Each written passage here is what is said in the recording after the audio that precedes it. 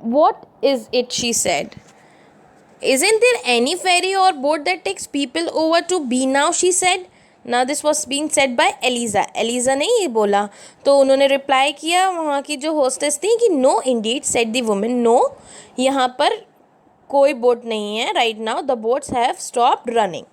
सो now Eliza looked, उसका जो था उसने काफ़ी डिसअपॉइंटमेंट से उस वुमेन की साइड देखा. एंड शी सेड इंक्वायरिंगली एनीबडी सिक. ठीक है, उस वुमेन ने उसको पूछा कि कोई क्या बीमार है और तुम जो काफ़ी एंक्शस दिखाई दे रही हो. ठीक है, और तो उसने उसको रिप्लाई किया कि हाँ मेरा एक चाइल्ड है वो बीमार है.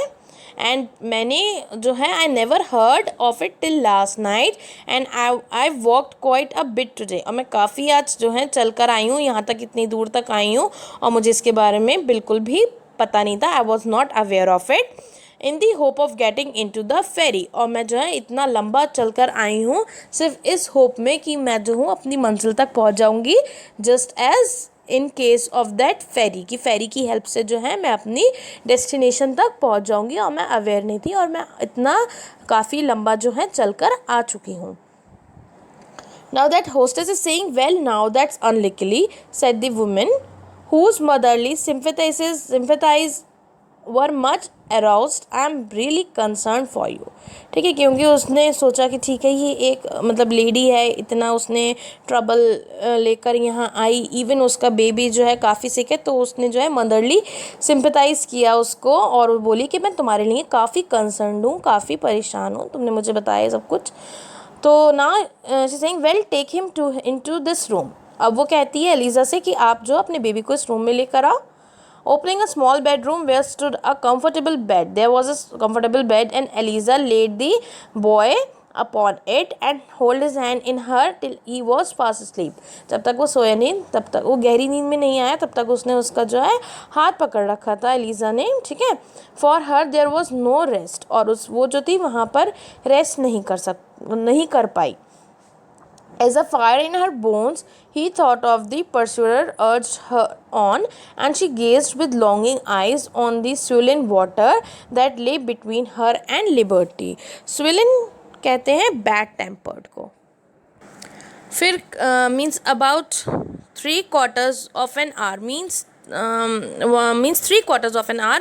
उसके बाद उसने देखा कि एलिजा ने जो है अपने बेबी को जब लिटाला था नींद में, जब उसका बेबी आ चुका था एंड उसने उस कंफर्टेबल बेड पे उसके रूम में जब लिटाला, उसके 3/4 of an hour she in that public house the pursuer came riding into the same place. Eliza was standing by the window looking out in another direction when Sam quick eye caught a glimpse of her. Haley and Andy were 2 yards behind. Pursuer कहते हैं someone who is trying to achieve something. So he just came there just to achieve Eliza and her child named Haley. और Elijah जो थी वो window पे खड़ी हुई थी. that she was standing by the window के पास वो खड़ी हुई थी and she was just looking out in another direction.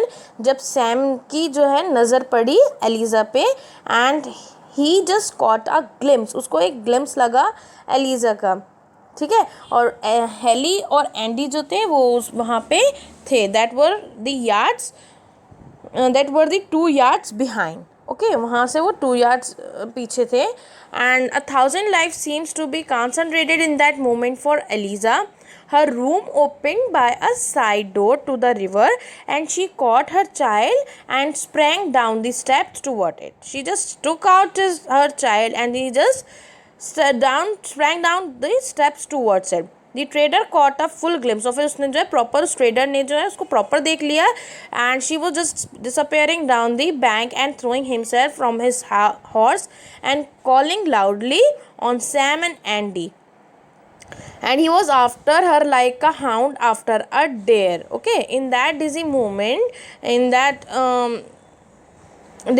her feet seemed to rise to scarly touch to the ground and a movement brought her to a water edge. ठीक है, उसके साथ means ये सारी चीज़ें हो रही थी, ये सब प्रॉपरली वो बिल्कुल भी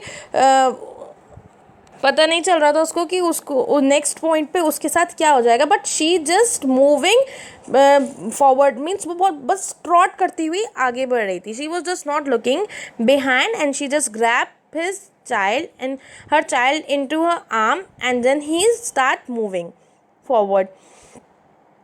So right on behind they came and nerve with the strangers such as God gives only to the desperate. With one wild cry and flying leap, she vaulted over the turbid current by the shore onto the raft of iceberg. ठीक है, उसको नहीं पता कि वो next moment क्या करेगी, लेकिन बाय द गॉड ग्रेस, ठीक है, उसको ऊपर वाले ने हिम्मत दी और उसने जो है राइट ऑन बिहाइंड उसने जो है क्या किया, एक काफ़ी बहुत ज़ोर से वो चीखती हुई जो है उसने काफ़ी लंबा एक कदम उछालते हुए and she just vaulted over the turbid current which was by the shore on the raft of ice beyond and it was desperate leap in madness. ठीक है, क्योंकि वो अपने सिर्फ बच्चे को प्रोटेक्ट कर रही थी और एक माँ जब अपने बच्चे को प्रोटेक्ट करती है वो किसी भी एक्सटेंट तक पहुँच जाती है.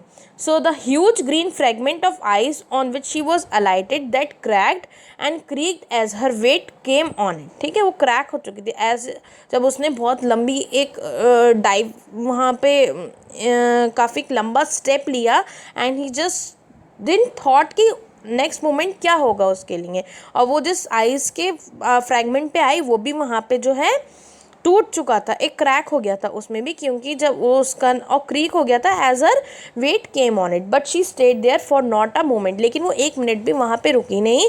विद वाइल्ड क्राइज, वो चीखते हुए बहुत डेस्परेट होते हुए, वो अपनी एनर्जी सारी देते हुए वो सिर्फ जो है लीप कर रही थी. Another and still another cakes stumbling, cakes यहाँ पर बताया है आइस के जो बड़े बड़े केक्स बने हुए थे वहाँ पर, उसको stumbling, leaping, slipping, springing upwards again.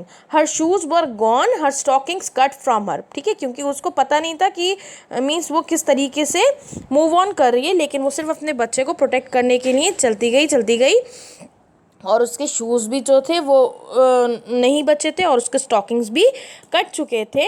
But क्या था, उसकी फीट्स भी बहुत ज़्यादा बुरे तरीके से घायल हो चुकी थी. While blood marked every step, और हर स्टेप पे जो है उसके दिख रहा था उसके पैरों में से खून निकल रहा था, उसकी फीट्स में से खून निकल रहा था. बट शी सॉ नथिंग, लेकिन उसने किसी चीज़ की परवाह नहीं करी and she started moving on and she just felt nothing till dimly in a dream she saw the Ohio side. Okay, उसको कुछ नहीं, वो सिर्फ आगे बढ़ती गई और फिर उसको सर्टेनली वहाँ पे ओयो साइड दिखी and she saw that and she move just to save her child. So this was this chapter. The whole conclusion of the chapter is that a mother tries her possible means उसने अपनी हर एक possible कोशिश की just to secure her child. So this was the chapter. Write down the words meaning in your notebook with the question answer which I'll be sending you, and also the book exercises. Okay, and please complete it today only. Thank you, students.